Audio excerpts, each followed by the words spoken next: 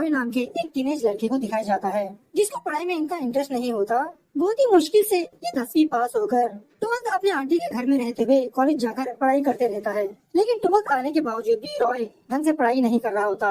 हमेशा अपने दोस्तों के साथ घूमता फिरता और जहाँ पर भी छोटा मोटा फंक्शन चलता, रॉय और उसके दोस्त वहाँ पर जाकर डांस परफॉर्मेंस करते रहते हैं। रॉय के ग्रुप का नाम होता है पुअर बॉयज। इस तरह से रात भर डांस करके सुबह ये लोग कॉलेज बंक करते हैं। हर एक दिन रॉय की माँ रॉय की आंटी के घर आकर यही कहने लगती है, तुम्हारे भाई ने रॉय को यहाँ पर इसीलिए रखा ताकि यहाँ पर रहकर अच्छे से पढ़ाई कर सके। लेकिन रॉय यहाँ पर भी ढंग से पढ़ाई नहीं कर रहा। पढ़ाई की तो दूर की बात, ये ढंग से कॉलेज भी नहीं जा रहा। कल ही कॉलेज की सिस्टर मुझे कॉलेज बुलाकर रॉय के बारे में बताया। ऐसा कहते हुए रॉय की माँ रॉय को अपने साथ आने के लिए कहती है, मतलब अपने घर। रॉय की आंटी रॉय की माँ से कहने लगती है कि 2 महीने बाद एग्जाम शुरू होने वाले हैं। अगर इस टाइम पर कॉलेज ड्रॉप कर दोगी सारा साल वेस्ट हो जाएगा। मैं एक टीचर को जानती हूँ, उस टीचर के पास रॉय को ट्यूशन के लिए भेजूंगी और मैं पक्का रॉय को पास करवाऊंगी। तो ये सुनने के बाद रॉय की माँ फिलहाल तो वहाँ से चली जाती है।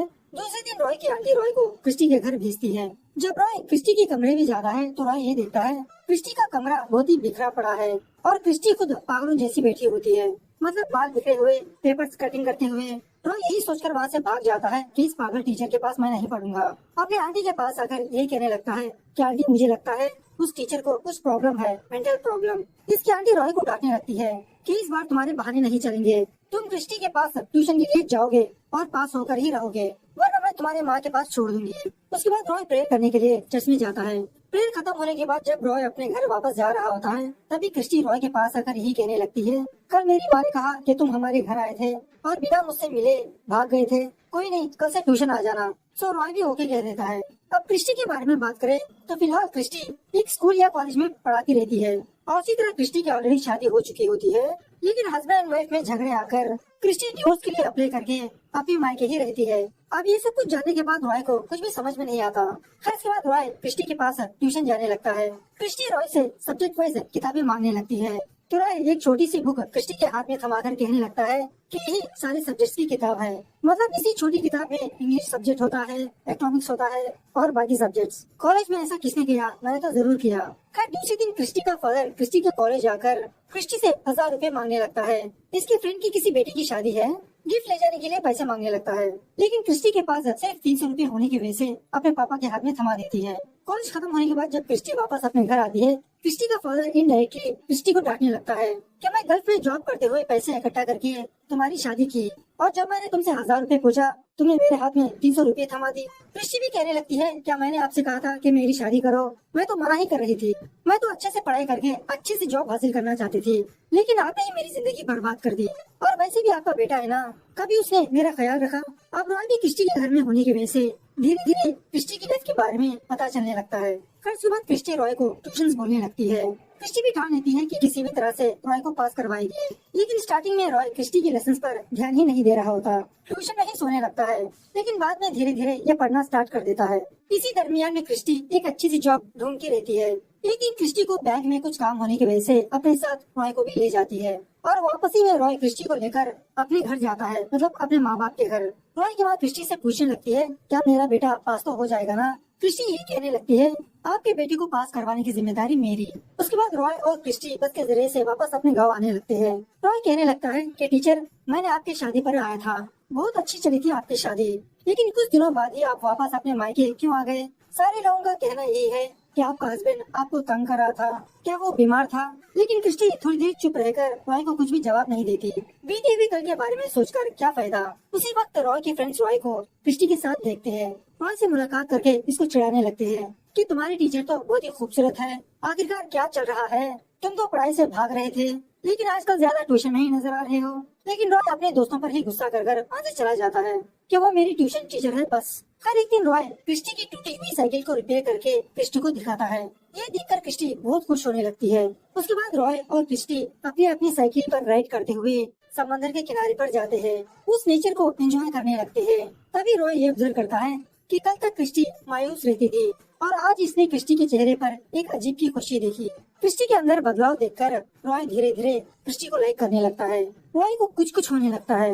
हर एक दिन रॉय की आंटी रॉय को बाइक खरीदने के लिए पैसे देती है। रॉय सेकंड हैंड बाइक खरीदकर पहले क्रिस्टी के घर जाता है। क्रिस्टी को सरप्राइज देने के लिए। और उस वक्त क्रिस्टी अपनी फ्रेंड की शादी पर जा रही होती है। रॉय क्रिस्टी को अपने बाइक पर बैठने के लिए कहता है, ये ड्रॉप कर देगा वहाँ पर। पहले तो क्रिस्टी हिचकिचाने लगती है, लेकिन बाद में रॉय की बाइक पर बैठकर अपनी फ्रेंड की शादी पर जाती है। शाम होने के बाद रॉय दोबारा उसी घर के पास आकर क्रिस्टी को पिकअप कर लेता है। घर वापसी के दौरान एक जबरदस्त बारिश होने लगती है। इसी बारिश के दौरान क्रिस्टी अपने घर जाते जाते रॉय से कहने लगती है, मेरी खुशी का कारण तुम्हारी फ्रेंडशिप ही है। यह सुनने के बाद रॉय अपने मन में कुछ और ही समझने लगता है। सोचने लगता है कि शायद टीचर भी इसे लाइक करने लगी। अब इसी दरमियान में रॉय के एग्जाम्स आने पर रॉय अपने एग्जाम्स लिखकर अच्छे मार्क्स से पास भी हो जाता है। क्रिस्टी भी बहुत खुश होने लगती है और इसी तरह धीरे धीरे रॉय क्रिस्टी के और करीब जाने लगता है। एक दिन रॉय का फ्रेंड रॉय से कहने लगता है कि तुम अपने दिल की बात अपने टीचर से क्यों नहीं कहते। रॉय कहने लगता है, अगर टीचर ने मुझे ये कहा कि वो मुझे अपने भाई की तरह देख रही है तो मैं बहुत शर्मिंदा हो जाऊंगा ना। रॉय का फ्रेंड कहने लगता है, अरे पहले तुम बताओ तो सही, टीचर तुम्हारे बारे में क्या सोचती है तभी तो पता चलेगा। सो रॉय सोच लेता है कि अपने दिल की बात क्रिस्टी मैडम को बताएगा।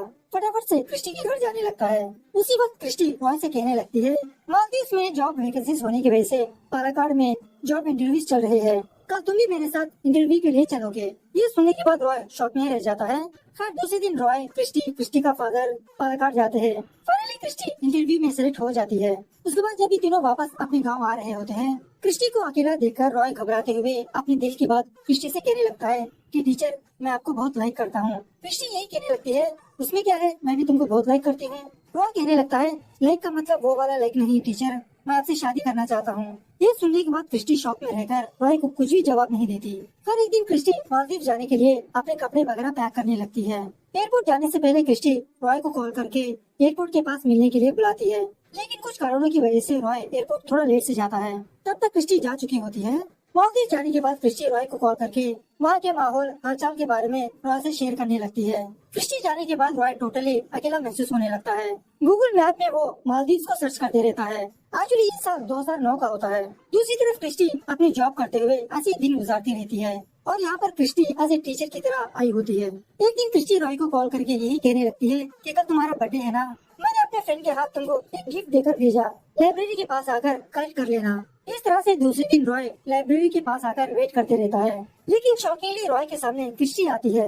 रॉय को उसका गिफ्ट देते हुए कहने लगती है कि ये वोकेशन पर आई है। क्रिस्टी को अपने सामने देखकर रॉय बहुत खुश होने लगता है। शाम होने के बाद रॉय क्रिस्टी को लेकर अपने घर जाता है, मतलब बर्थडे पार्टी मनाने के लिए।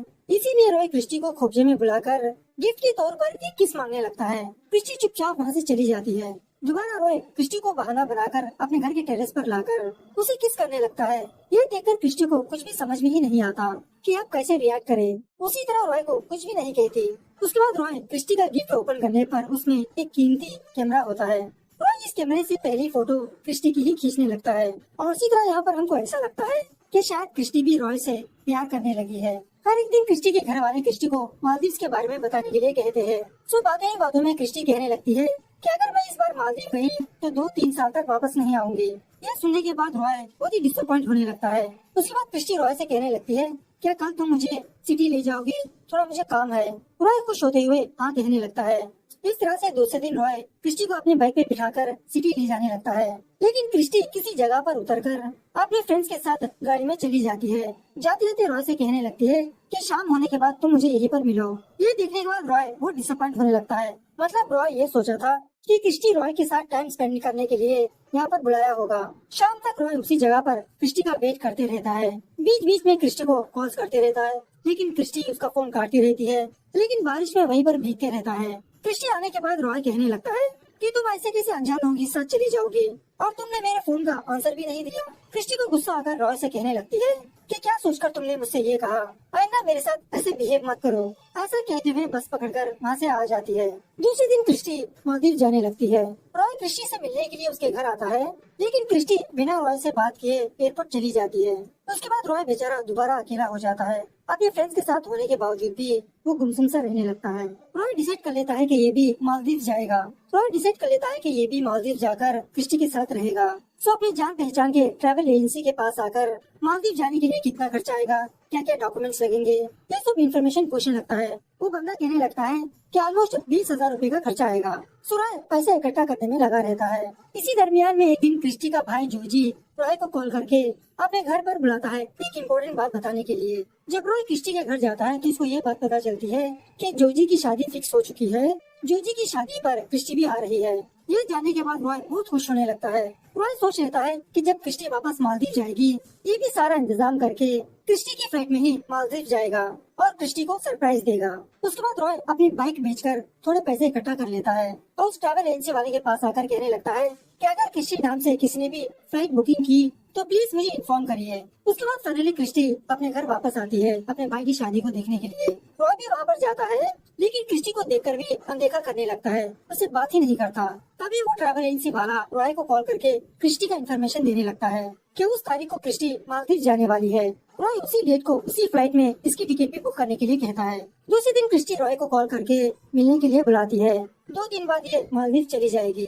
रॉय भी हाँ कहते हुए रॉय और क्रिस्टी एक आइसक्रीम पार्लर में मुलाकात करते हैं। उसी वक्त रॉय की माँ रॉय को कॉल करके ये पूछने लगती है कि तुम अचानक से पौंडीचेरी क्यों जा रहे हो। रॉय कहने लगता है कि माँ कॉलेज का प्रोजेक्ट है इसीलिए जाना पड़ रहा है। जब क्रिस्टी पूछने लगती है रॉय क्रिस्टी से भी यही कहने लगता है। वापसी में रॉय क्रिस्टी से कहने लगता है कि कल मैं आपको एक जबरदस्त सरप्राइज देने वाला हूँ, आप शॉक में रह जाओगे। लेकिन इत्तेफाक से उसी दिन क्रिस्टी की दादी की हेल्थ बहुत बिगड़ जाती है। डॉक्टर जवाब भी दे चुके होते हैं कि अब हमारे हाथ में कुछ भी नहीं है। ये देखकर क्रिस्टी की फैमिली वाले क्रिस्टी की टिकट कैंसिल कर देते हैं।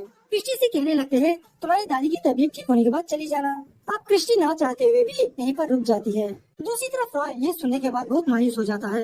रॉय ने क्या क्या सपने नहीं देखा, इतना मुश्किल से पैसे जमा किया, टिकट बुक किया, पासपोर्ट बनाई, गॉड से प्रे करने लगता है कि क्रिस्टी की दादी की तबीयत जल्द से जल्द ठीक हो जाए, क्रिस्टी मालदीव जाए। तो सेम उसी तरह से दूसरे दिन क्रिस्टी की दादी ठीक हो जाती है। क्रिस्टी मालदीव जाने वाली होती है। रॉय भी एयरपोर्ट पहुंच जाता है। रॉय का जान पहचान वाला बंदा रॉय के पास आकर कहने लगता है अरे रॉय कहाँ पर जा रहे हो, क्या तुमने बोर्डिंग पास लिया। रॉय कहने लगता है नहीं भाई, मैं अपने फ्रेंड के इंतजार में हूँ, वो आने के बाद ही उसका पासपोर्ट दिखाकर वीजा लेना है मुझे। वो बंदा कहने लगता है तुम्हारे फ्रेंड आने के बाद फटाफट से उसकी पासपोर्ट की कॉपी ले लो, तभी तुम अलाउ हो सकते हो। थोड़ी देर के बाद क्रिस्टी अपने फ्रेंड मालिनी के साथ एयरपोर्ट आती है।